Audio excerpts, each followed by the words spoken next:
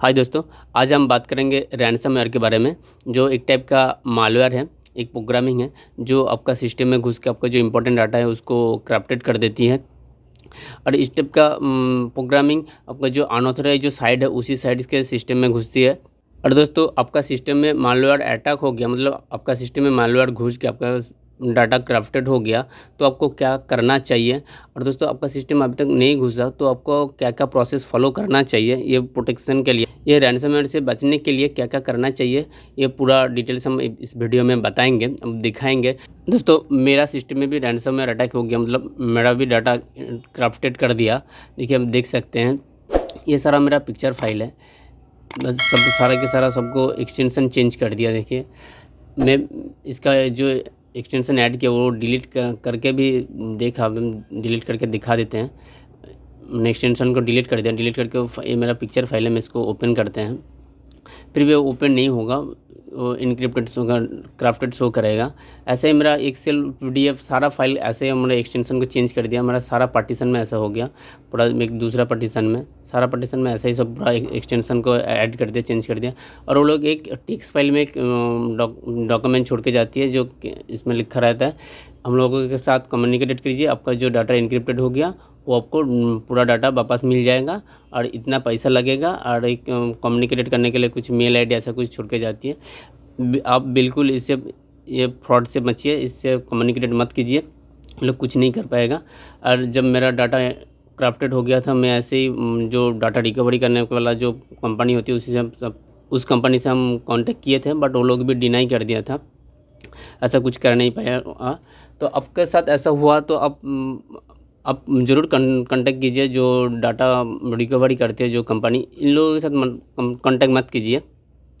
जैसे data recovery करने के लिए जो स्टेलर है, इस टाइप का कंपनी के साथ आप कांटेक्ट कर सकते हैं और शायद आपका डाटा रिकवरी हो जाए। और दोस्तों, आपका अभी तक रैनसमवेयर अटैक नहीं हुआ, आपका डाटा क्राफ्टेड नहीं हुआ, तो अब दोस्तों कुछ प्रोसेस फॉलो कर सकते हैं आपका डाटा सेव रखने के लिए।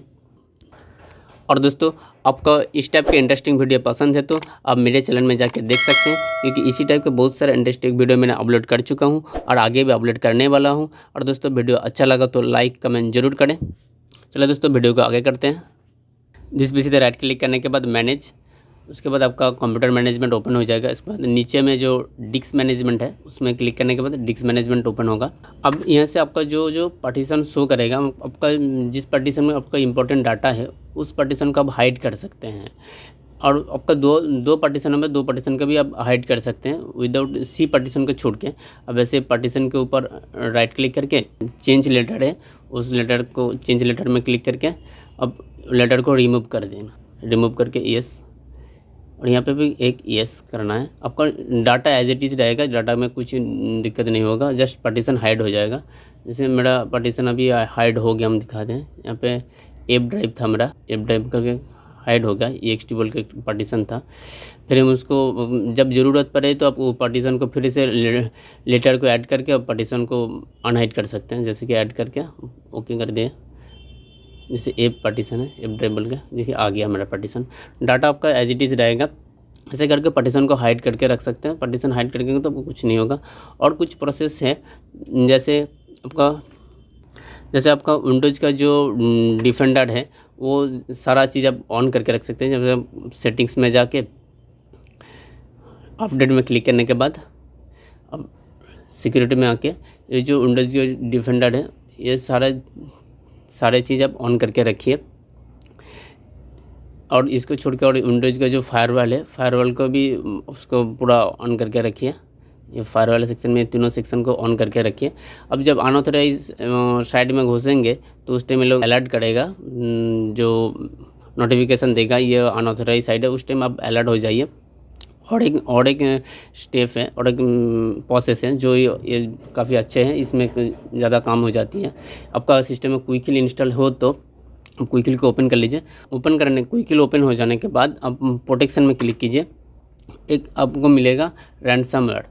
ये आपको ये सेक्शन आप ऑन करके रखिए, जैसे कि मेरा ऑन है, ये सेक्शन ऑन करके रखिए। ये रैनसमवेयर प्रोटेक्शन के लिए है, रैनसमवेयर से बचने के लिए है।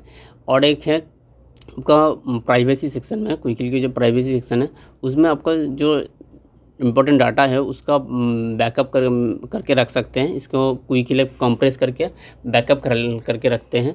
जैसे मेरा बैकअप एक एफ ड्राइव में है, मेरा ये एफ ड्राइव है, ये जो नाम है ये मेरा बैकअप फाइल है। ये बाय डिफ़ॉल्ट क्विकली का नाम है, आप नेम चेंज कर सकते हो और दूसरा पार्टीशन भी चेंज कर सकते हैं कहाँ पे आपको बैकअप लेना है। और ये लिखा है जो बाय डिफ़ॉल्ट अब टैली का भी डाटा आपका सिस्टम में टैली हो तो टैली का भी डाटा ऑटोमेटिकली बैकअप हो जाएगा बाय डिफ़ॉल्ट। और आप कस्टमाइज़ भी कर सकते हैं कौन सा एक्सटेंशन वाला चीज़ आप बैकअप रखना चाहते हैं। सारा ज़रूरत नहीं हो तो आप यहीं से हटा सकते हैं, अब ऐड भी कर सकते हैं। ऐसे बहुत सारे हैं।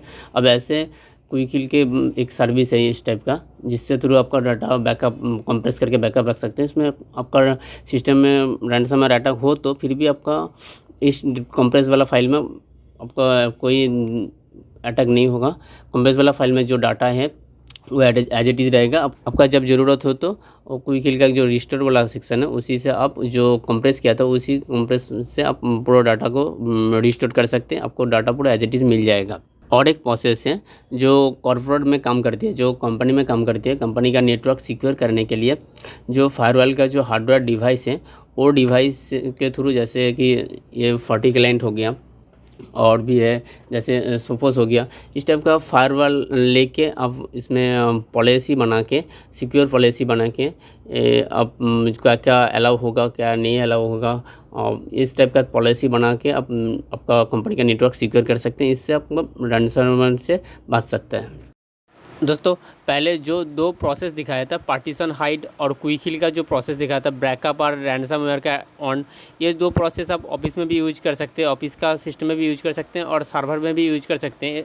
ये काफ़ी यूजफुल टूल्स है, इसमें आपको काफ़ी मदद मिलेगा। और दोस्तों ये वीडियो आपको अच्छा लगा, आपको इन्फॉर्मेटिव लगा तो दोस्तों प्लीज़ लाइक एंड शेयर कर कीजिए। दोस्तों प्लीज़ सब्सक्राइब कीजिए, क्योंकि आपकी ये छोटी सी मदद से ये चैनल ग्रो हो पाएगा और आपको इस टाइप का बहुत सारा इंटरेस्टिंग वीडियो मिलती रहेगी। चलिए दोस्तों नेक्स्ट वीडियो में मिलते हैं। और दोस्तों प्लीज़ सब्सक्राइब करना मत भूलिए। Thank you.